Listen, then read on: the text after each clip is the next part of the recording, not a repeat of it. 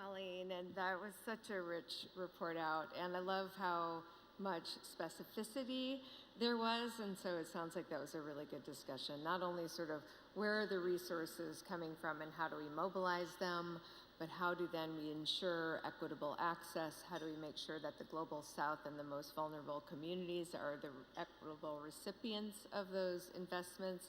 And then what specifically are we investing in? What are those best bets? What's the insecticide-treated bed net equivalent in the other areas of health that are most impacted by climate change? So I think that was a perfect distillation of so much that we talked about over the last few days. Well, this concludes the Forecasting Healthy Futures Global Summit. Let me once again thank you all so sincerely for the time that you invested both in the lead up to the event and preparation, the many conversations that we had along the way, the fantastic presentations that you all made on your various areas of expertise. I think we all learned so much. Here's what to expect from us. We'll follow up almost immediately with some of the more granular takeaways from the roundtable discussions, but more importantly, with some of the biggest ideas and thoughts that we heard over the course of these few days, as well as a link to the photo gallery. Follow us on social media, help us amplify the messages that are so important as we continue to generate momentum in this very important year for the climate health intersection. And then a few weeks down the road, you'll get a much more comprehensive reporting of the issues in which we will also invite you to actively engage in ongoing conversation, dialogue, and hopefully very collaborative and specific initiatives that we've all kind of decided are possible as a result of a lot of the conversations that happened on the stage and again, as I said, off the stage. So please look for that. In the meantime, don't hesitate to reach out to me or FHF, info at FHF Global, info at forecastinghealthyfutures.org. You probably all have that email address in your inboxes multiple times over the last few months. So reach out to us with any suggestions, comments, feedbacks, and very specific ideas of how we can work together. We're very much looking forward to ongoing engagement in the run-up to COP. And then, as I mentioned yesterday, in Geneva, alongside the World Health Assembly on May 25th, we'll convene a group. We will be announcing the reconfigured coalition of Forecasting Healthy Futures. We invite conversations between now and then about how you can participate. Whether or not you formally join us, we rely entirely on your partnership to be successful in our objectives over the course of this year as we work toward COP28 and then well beyond. To make sure that we close on a very optimistic and visionary note, I want to invite Malaria No More's CEO, Martin Edlund, to come up and say a few closing remarks. So thank you to everyone.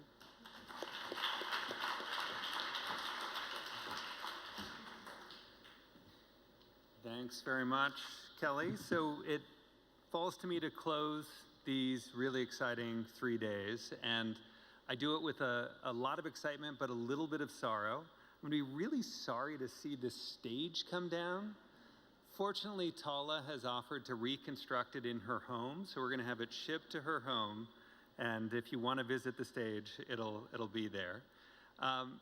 But seriously, also sad to see the breakup of this group. I think we've all gotten so much energy from this remarkable gathering of leaders, innovators, funders. I don't know about you guys, I've been sleeping about 3.5 hours a night, but I have not flagged in my energy because there's been so much to respond to here. I want to say a special thanks to our co-hosts, Reaching the Last Mile, for the Forecasting Healthy Futures Summit. Nasser, Tala, Holly, you guys have been ubiquitous. Everywhere we look, you're talking to different partners and have been such a big part of making this a success. I want to give a huge round of applause to Kelly and the Forecasting Healthy Futures and Malaria No More teams and Samantha and her production team. They have put on an amazing show. Please join me in congratulating them.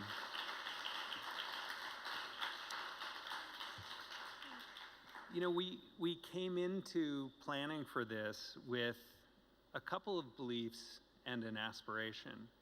Our first belief was that health is how climate is experienced by the people most vulnerable to its effects. And that belief has been validated. It was validated by Marina Romanello and Dr. Tedros at a global level. It was validated by a lot of you in the room who are working on the front lines and practicing and adapting the provision of health to the effects of climate change. It was validated certainly by our youth champions who were so passionate and energetic. Round of applause for our youth champions. We started with a second belief coming in, the belief that solutions exist to save lives at scale now. And that was validated many times over the course of the solution spotlights that we saw. This is not a comprehensive list, but early warning systems, water safety, clean cooling, educating the frontline workforce, seasonality solutions for infectious disease. I know we're all coming away with so many ideas about the practical ways that we can put all this energy to action. We also came in with an aspiration that COP28 could be the moment that we put human health and human capital, people really, at the center of not just the climate conversation, but also at the center of climate investment. And I'm so excited to see that 3 days later, that aspiration has been endorsed. Of course, we heard from His Excellency Majed Al-Suwaidi, the Director General of COP28, that for the first time, COP28 will include a health day. Round of applause to all of you who've been working, in some cases for decades, towards that goal. We also heard it in his words. He characterized COP28 as an unprecedented opportunity to drive forward the creation of climate resilient and sustainable health systems, and to move from commitments to shared action.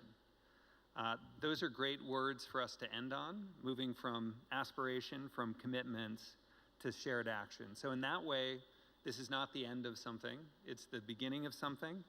I don't know about you guys, but I feel like we've all got an awful lot of work to do coming out of this. And so I hope all of the ideas, the partnerships, the ambitions that we've been talking about for the last 3 days are made real. And the countdown to COP28 starts now.